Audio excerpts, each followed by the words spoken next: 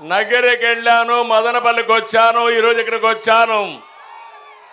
మన ప్రజాగళం ఎక్కడ చూసినా సూపర్ డూపర్ హిట్ అవుతా ఉంది. మనమంతా సిద్ధం.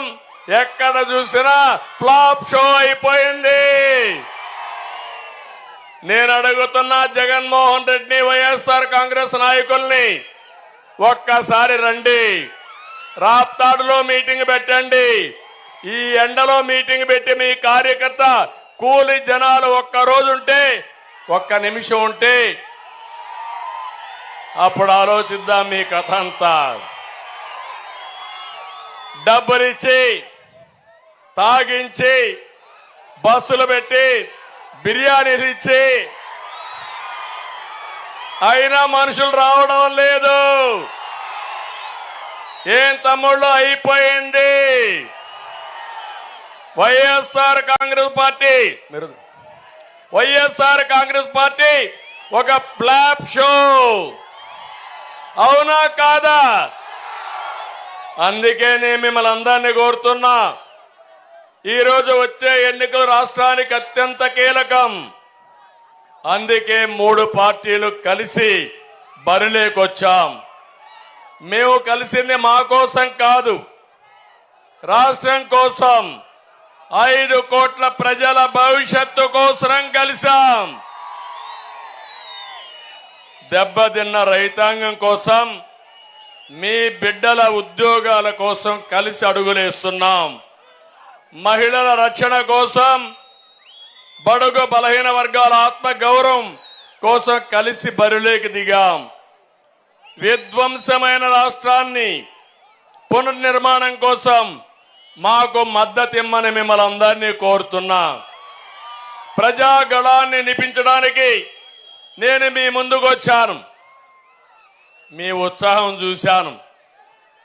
ప్రజా ప్రభుత్వం కోసం ప్రతి ఒక్కరూ ముందుకు రావాల్సిందిగా ఈ రాప్తాడు ద్వారా రాష్ట్ర ప్రజానికానికి విజ్ఞప్తి చేస్తున్నా.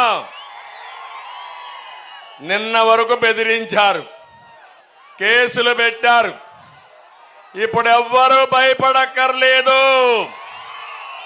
ఎన్నికల కమిషన్ వచ్చింది. ఒకటే చెప్తున్నా, మీ ప్రాణానికి నా ప్రాణం ఇచ్చి ప్రజాస్వామ్యాన్ని కాపాడుకుందాం. ప్రభుత్వం దిగాలి, జగన్ ఇంటికి వెళ్ళాలి, ఈ రాష్ట్రం బాగుపడాలి. అవునా కాదా అని మిమ్మల్ని అడుగుతున్నా. తమ్ముళ్ళు, నేనేదో మిమ్మల్ని రెచ్చగొట్టే ప్రయత్నం చేయడం లేదు. ఆడబిడ్డలు మీ అందరూ గుర్తుపెట్టుకోవాలి, 5 సంవత్సరాల్లో మీరేం కోల్పోయారు, ఎంత నష్టపోయారు అనే విషయం మీరందరూ ఆలోచించుకోవాల్సిన అవసరం ఉంది.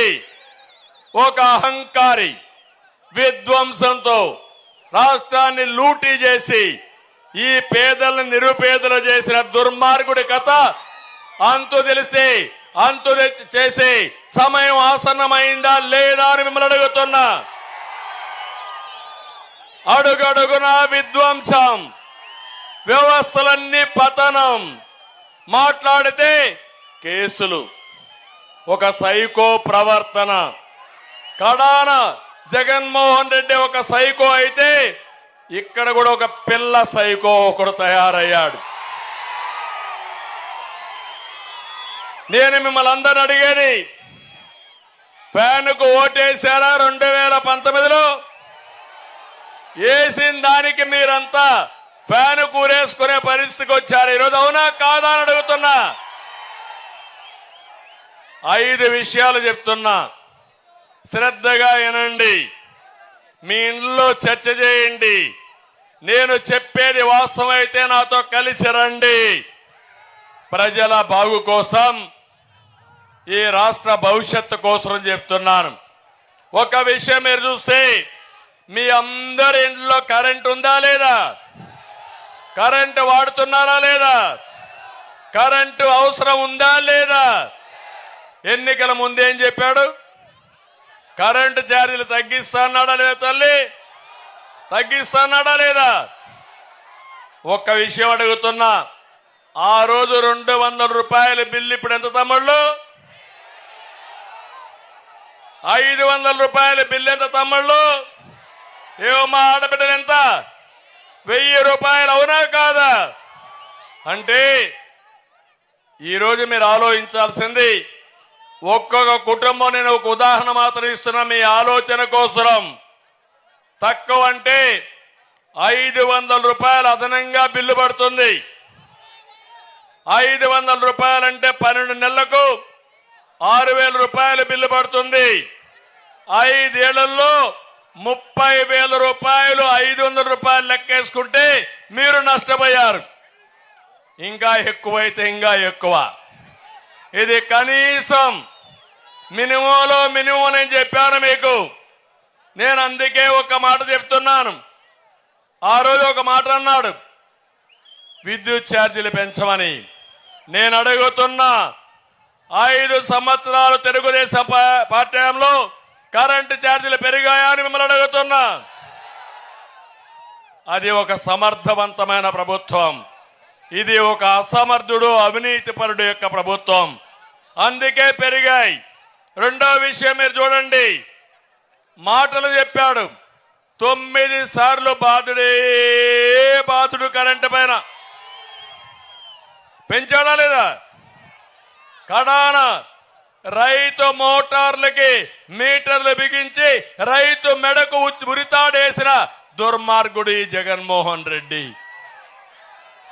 నేను అందుకే చెప్పా, రాబోయే రోజుల్లో మీ అందరికీ మంచి రోజులు వస్తాయి. మీ పొలంలోనే కరెంటు తయారు చేసుకుని మీరు వాడుకొని కొంత మిగిలితే గవర్నమెంట్కి ఇచ్చే పరిస్థితి తీసుకొస్తానని చెప్పి కూడా నేను మీకు తెలియజేస్తున్నా. తమిళలో రెండో విషయం, మంచి మధ్యాహ్నం మందుబాబులు కూడా ఉంటారు ఇక్కడ. మా మిత్రులు ఉన్నారా? మా తమ్ముడే తెచ్చేశాడు. ఏ ఎన్నికల్లో కూడా ఇంత చర్చనీయాంశం కాలేదు. నేను అడుగుతున్నా, ఇంకా ఉంటారు, ఆ పక్క ఈ పక్క అంతా ఉంటారు, సిగ్గుపడతా ఉంటారు. ప్రతి ఒక్కరు రోజంతా కష్టపడి